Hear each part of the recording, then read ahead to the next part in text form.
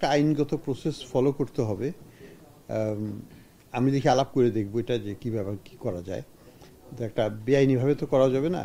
হয়তো সতর্কবাণী আমরা দিতে পারি আপনাদের মাধ্যমে যে এসালম গ্রুপের সম্পদ যেন কেউ না কিনে, সবাইকে দেশের স্বার্থে অন্য কেউ যেন এই সম্পদে হাত না দেয়। এই সম্পদগুলো আমাদের ডিপোজিটরদের টাকা ফেরত দেওয়ার জন্য আমরা ব্যবহার করতে চাই।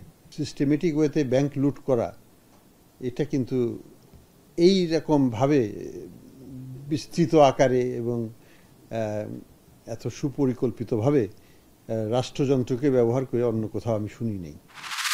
এলসি তো একেবারে একদম হরে ধরে কমে যায় না, তো এগুলো আমরা আলাপ করছি, এগুলো খুব সমস্যা হবে না, কেটে যাবে। বাংলাদেশ এটা তো বাংলাদেশ ব্যাংকের গভর্নর অ্যাকশন নেওয়ার মতো আমি তাদের সাথে এসেনশিয়াল জিনিস, সার, কীটনাশক, তারপরে জ্বালানি, খাদ্য, এইগুলো একেবারে এই কোনো কিছুই আটকাচ্ছে না। যেমনি পারো বাংলাদেশ ব্যাংক ম্যানেজ করছে। যে আমরা অচিরেই এইসব যারা যেসব বিদ্যুৎ এবং জ্বালানি খাতে যেসব কোম্পানি আছে সেগুলোর চেয়ারম্যান আমরা বদলে দেব। ওই সচিবরা কোনো কোম্পানির, খুব অপরিহার্য না হলে সচিবরা কোনো কোম্পানির চেয়ারম্যান হবেন না।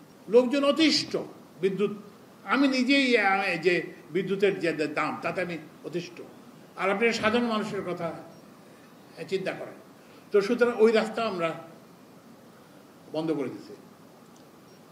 তো ওই জন্য আগে আপনাদের একটা সফট বাজেট কনস্ট্রেন্ট বলতো, এখন কিন্তু আপনার ইউল ফেস এ হার্ড বাজেট কনস্ট্রেন্ট।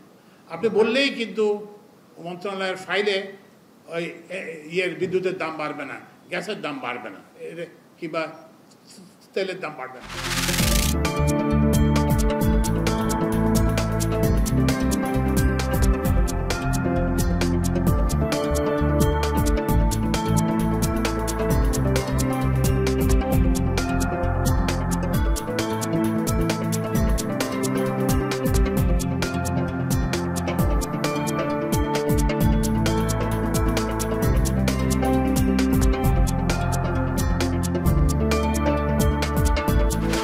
একজন দুজন ব্যক্তি বা কোনো ব্যক্তিরা যদি তারা এ ধরনের কোনো অপকর্ম করে, বিএনপির ব্যানার দিয়ে তো করে না, ব্যক্তিগতভাবে করে যদি করে থাকে, এবং সাথে সাথে এগুলোর বিরুদ্ধে ব্যবস্থা নেওয়া হচ্ছে। আপনার খাগড়াছড়িতে কোনো ঘটনা ঘটেছে, সেটার মামলা দিয়ে দিচ্ছে আপনার গোটা দেশের নেতাদেরকে কেন্দ্র করে।